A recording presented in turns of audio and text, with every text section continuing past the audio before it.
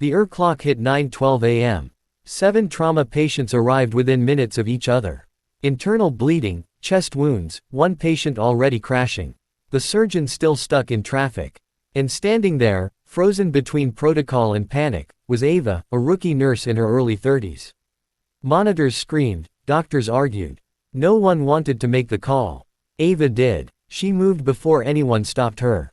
Hands steady, orders clear, no hesitation. One patient stabilized, then another, then another. 7 lives saved in 1 hour.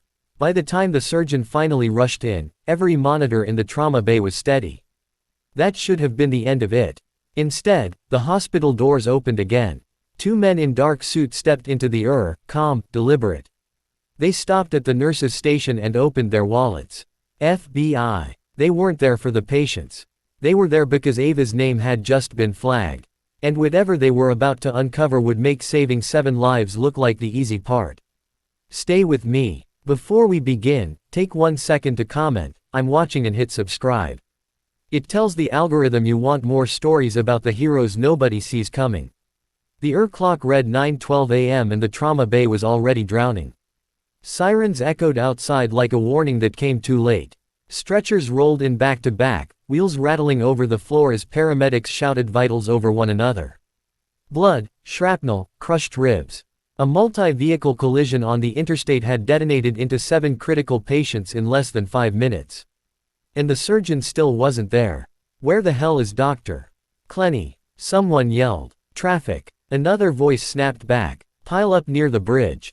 He's stuck." That single sentence landed heavier than any diagnosis because 7 lives didn't have time for traffic. Ava stood just inside the trauma bay doors.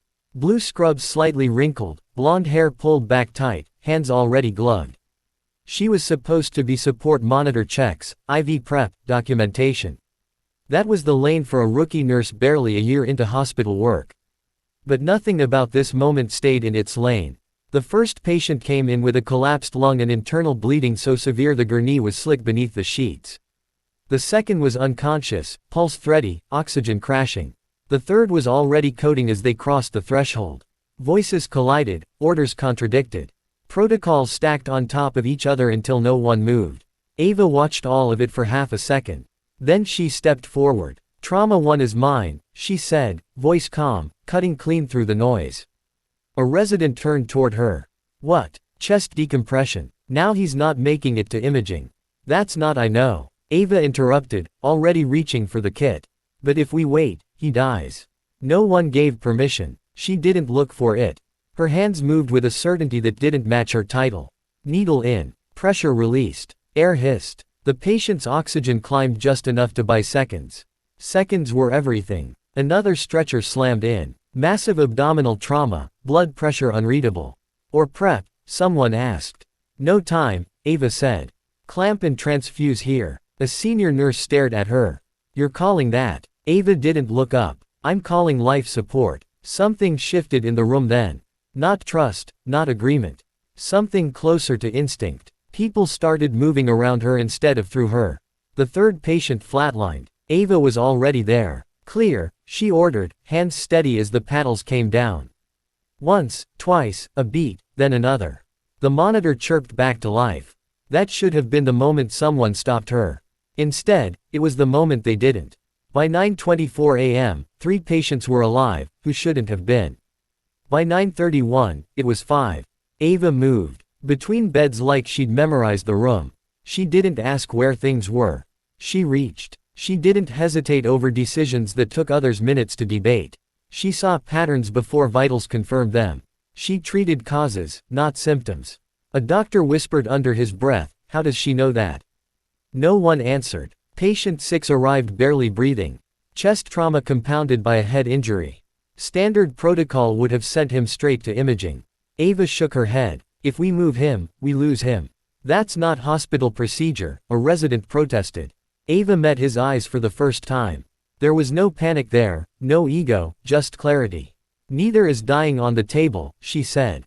"Pick." They stayed. She stabilized him. 6. The trauma bay fell into a rhythm that didn't make sense on paper. Controlled chaos. Orders landing before questions formed. Hands moving without explanation because explanation would have wasted time. By 10:03 a.m., the 7th patient was wheeled in. This one was bad. Multiple fractures, internal bleeding, airway compromised. The kind of case where even experienced surgeons paused. Ava didn't. She assessed once, twice, then acted. Someone muttered, "She's not even looking at the chart." Ava heard it. "Because the chart is behind the injury," she replied, voice still even. "Focus." The last monitor steadied. Seven green lines where there should have been body bags. The doors burst open seconds later. Dr. Clenny finally arrived, hair disheveled, coat half won, breath sharp. He took in the room, the stabilized patients, the staff frozen between relief and disbelief. "What did I miss?" he asked. No one answered right away. Then someone said quietly, "Everything." Klein looked at Ava. She stood off to the side now, hands resting on the counter, blood on her sleeves that wasn't hers. She looked exactly like what she was supposed to be, a rookie nurse. Except nothing about the last hour fit that story. Klein opened his mouth to speak. That's when the automatic doors at the end of the hall slid open again. Not for stretchers, not for family. 2 men walked in wearing dark suits that didn't belong in an ER. They moved with purpose, but without urgency, eyes scanning the room like they were reading a map only they could see. They stopped at the nurse's station. Leather wallets opened. Badges flashed. "FBI," one of them said calmly. "We're looking for Ava." Every sound in the trauma bay died at once. Ava lifted her head and for the first time since 9:12 a.m. her hands went still. The word FBI didn't echo. It didn't need to. It landed in the trauma bay like a weight dropped in water, rippling outward until every voice, every monitor beep. Every footstep seemed too loud. 7 patients lay stabilized behind curtains. 7 lives hanging in the balance because of decisions that should never have been made by a rookie nurse. And now 2 men in dark suits were standing at the nurse's station, eyes fixed on Ava like they already knew the answer to questions no one else had thought to ask. "Doctor." Klein was the first to react. "This is a hospital," he said sharply. "If you're here about an incident, it can wait. We're still it can't." The taller agent replied calmly, flashing his badge again, slower this time. "We just need to speak with her." "With her?" The charge nurse repeated incredulous. "She just saved." "I know," the agent said, his eyes never left Ava. "That's why we're here." Ava felt the room tighten around her. She'd learned long ago how to stand still when attention turned dangerous.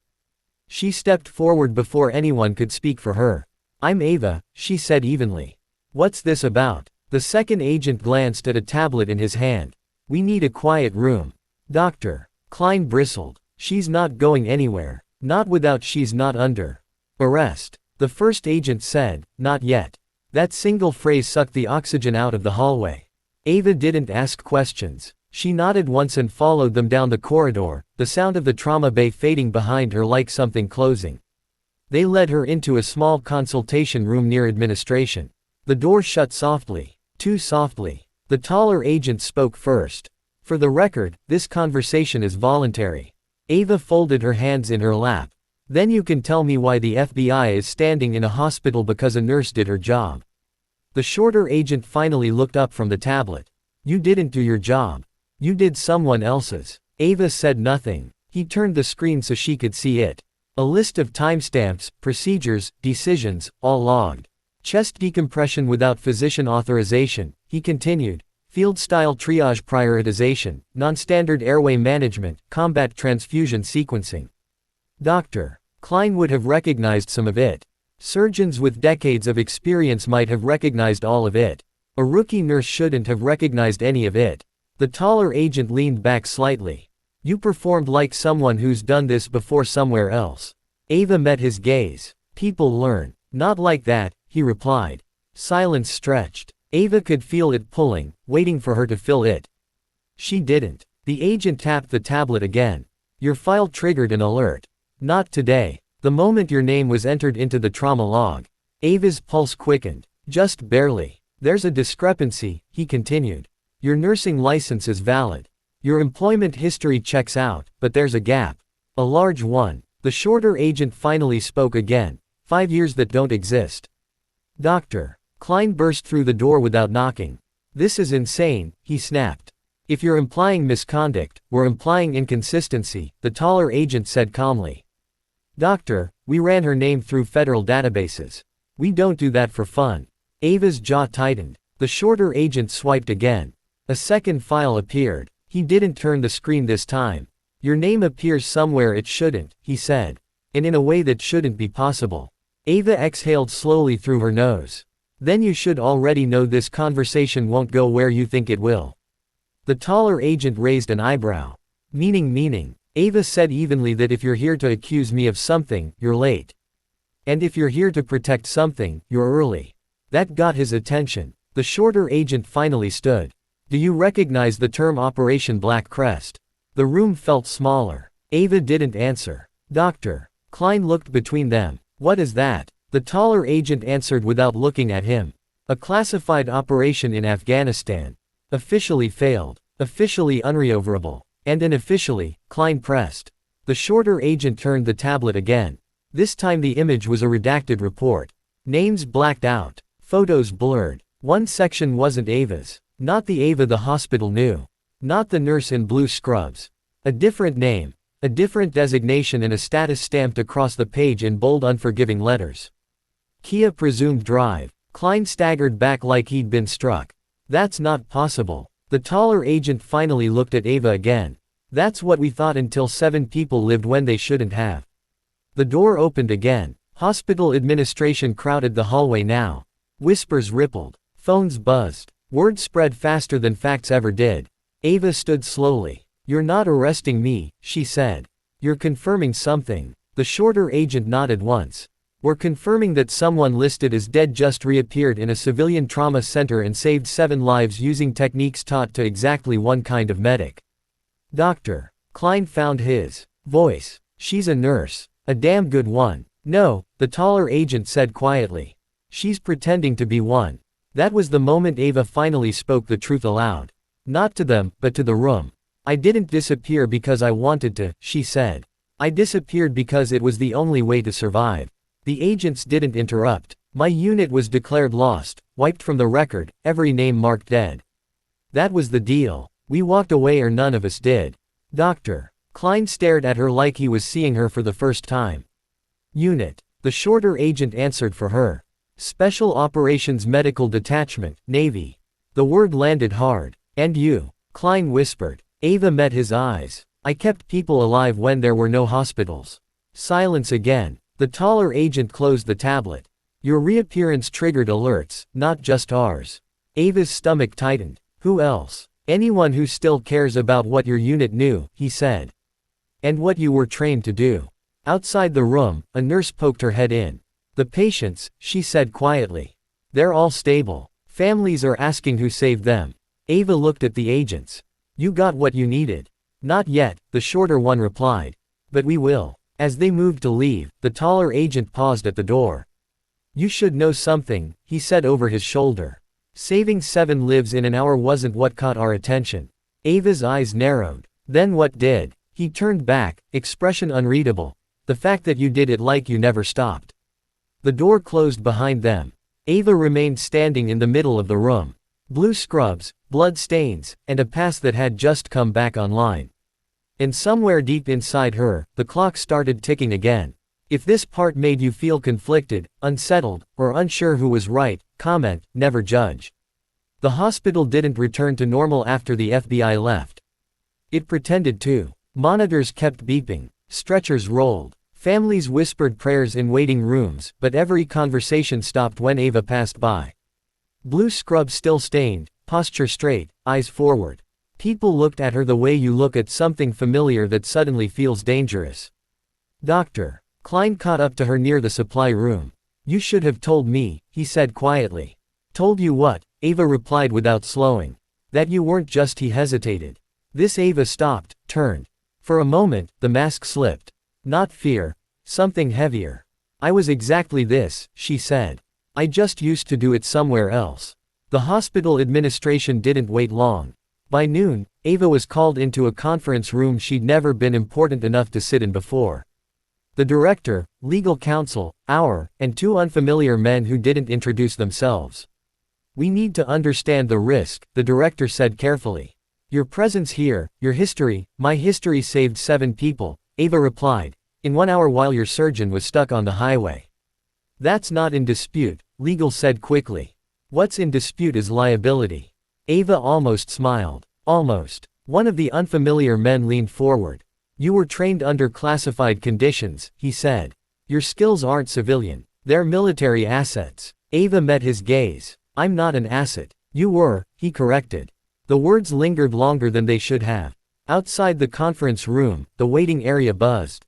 Families had learned her name. A woman clutched Ava's hand through tears, whispering, thank you for a son who was breathing because of her. A man tried to hug her before a nurse gently pulled him back. Ava accepted none of it. She didn't deflect either. She stood there, steady, absorbing gratitude like she'd once absorbed screams. Doctor. Klein watched from across the hall, realization dawning piece by piece. The way she moved, the way she prioritized. The way she never once looked relieved. This wasn't heroism. It was muscle memory. By mid-afternoon, the FBI returned. Not the same 2 agents. These wore different expressions, less curious, more alert. We need to talk, one said. Ava nodded again. They led her not to an office this time, but to a secure wing near records. The doors locked behind them with a sound that felt final. We cross-checked, the agent said. Your unit. Ava leaned against the wall and they weren't wiped out. Her eyes flickered just once. They were declared dead, he continued. On paper, but no remains, no confirmations, no follow-up. That was the point, Ava said. Where are they now? She didn't answer. The second agent stepped in. You don't understand. This isn't about your past. It's about why that past was buried so deep it took 7 near miracles to dig it up. Ava closed her eyes for half a second. They're alive. The agent pressed. Aren't they? Ava opened her eyes. Yes. Silence slammed into the room. And you were the best. He continued quieter now. The best combat surgeon in the unit. That's not true, Ava said. I was the fastest. The distinction mattered more than they knew. The first agent rubbed his jaw. Your techniques today matched after-action reports from Afghanistan. Field surgery under fire. Improvised stabilization. Decisions made with no backup and no margin for error. Ava's voice dropped. Because there was never backup. The agent nodded slowly. Your unit went dark after a classified operation failed. Failed on paper. Ava corrected. We completed it. The fallout was the failure. Meaning people in power didn't like what we saw. Ava said, or what we refused to unsee. Another silence heavier. You resurfacing here triggered alerts across multiple systems, the agent said. Not just ours. Ava straightened. Who else? He didn't answer immediately. That's what worries us. Across the hospital, a code blue echoed. A reflex fired in Ava's body before her mind caught up. She took 1 step toward the door. Stay, the agent ordered. Ava stopped slowly. Pain flickered across her face. Not physical, something older. Someone else will handle it, he added. Ava turned back. That's what they said back then, too. The agent frowned. Back when? When seconds mattered and permission got people killed. The second agent cleared his throat. There's another problem. Ava waited. The mission your unit was on, he said. The one that got you erased. Yes. The people you extracted weren't just targets. Ava's jaw tightened. They were witnesses. The agent nodded. High-level ones. Intelligence that could have unraveled a lot. And did it? Ava asked. He hesitated. Some of it. Ava laughed once. It was sharp, humorless. Then they never stopped looking.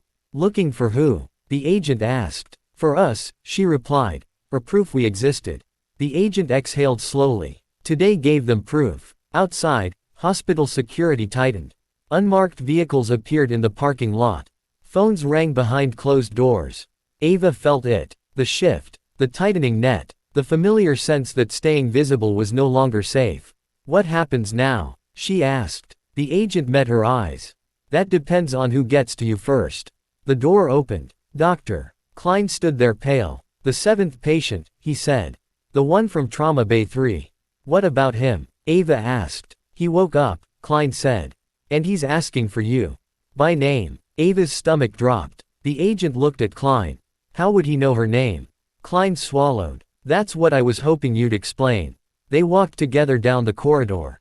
Nurses parted instinctively. The room fell quiet as they entered. The patient lay propped up, bandaged, alive. Very alive. His eyes opened wider when he saw Ava. "Doc," he rasped. "Didn't think I'd see you again." Ava froze. The agent stiffened. "You know him?" one asked sharply. The man coughed. "Know her. She kept half of us breathing in Kandahar." The room tilted. Ava closed her eyes. The agent's voice dropped. "You said your unit was hidden." Ava looked at the man on the bed, then at the agents. "I said we were erased," she replied. "Not forgotten." The patient smiled weakly. "Guess that clock you mentioned," he said to Ava.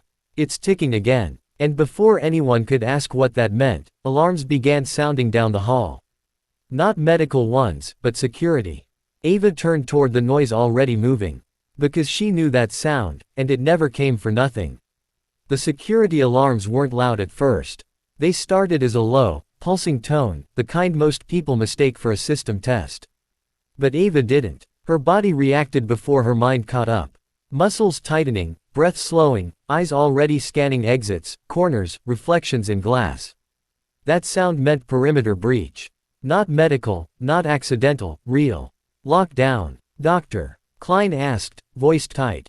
The FBI agents were already moving, hands brushing jackets, eyes sharp.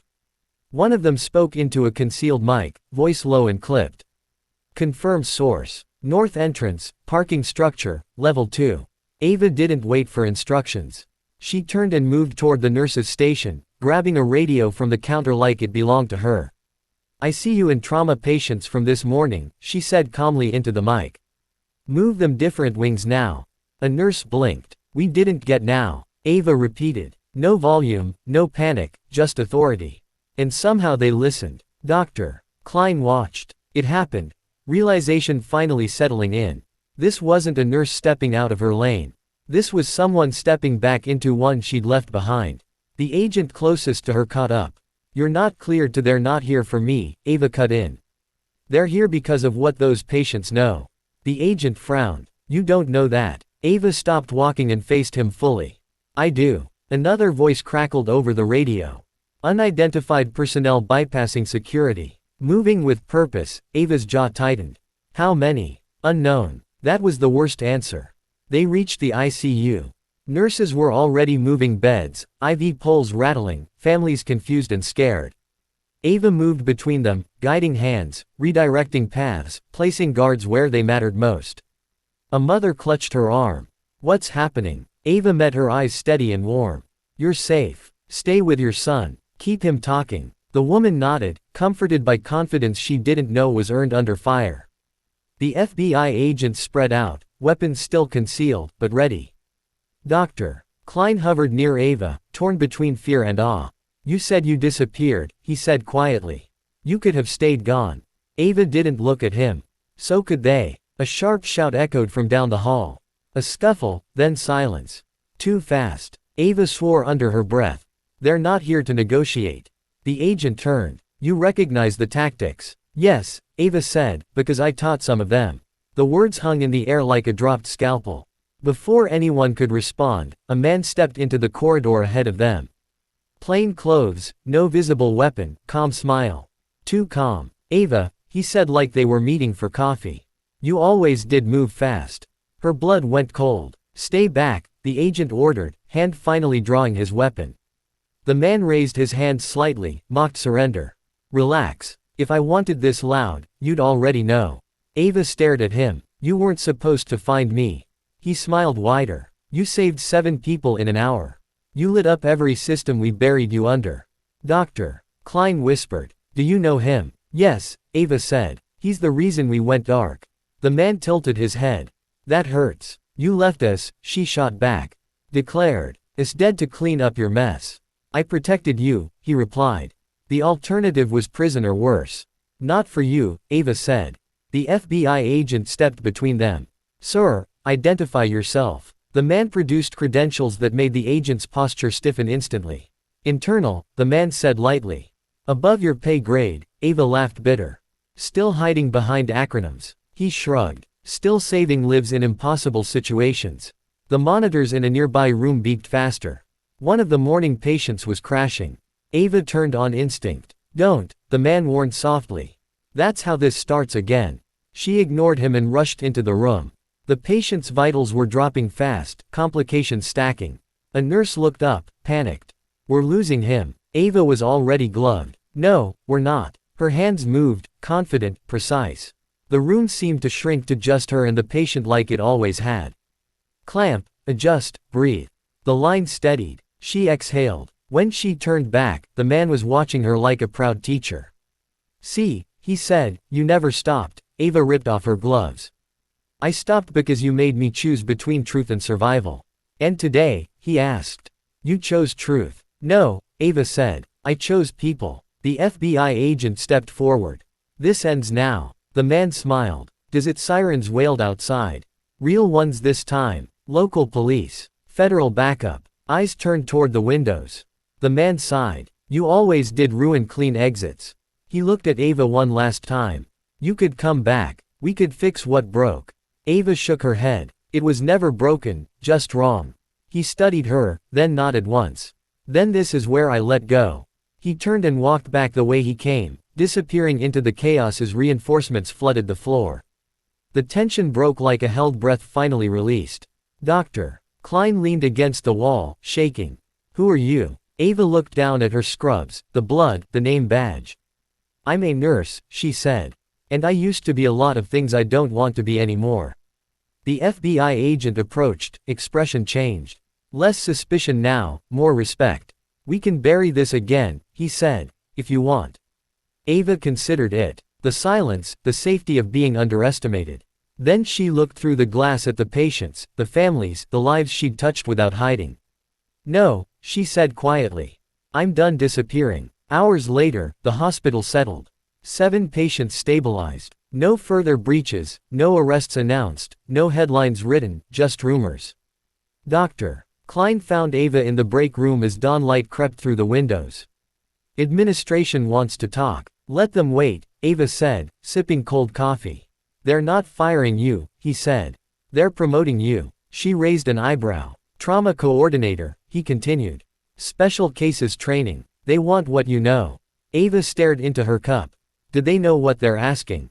He smiled faintly. I think they're starting to. The sun rose fully by the time Ava walked back through the trauma bay. Nurses nodded at her now. Doctors stepped aside, not out of fear, out of trust. She stopped at the 7th patient's room. He was awake, smiling. Told you. He rasped. You can't outrun who you are. Ava smiled back. I'm not running anymore. She stepped out into the hall, finally letting the exhaustion hit. But it felt different now, lighter, because for the first time, she wasn't hiding her hands. If you stayed with this story to the end, it means something about quiet strength, second chance.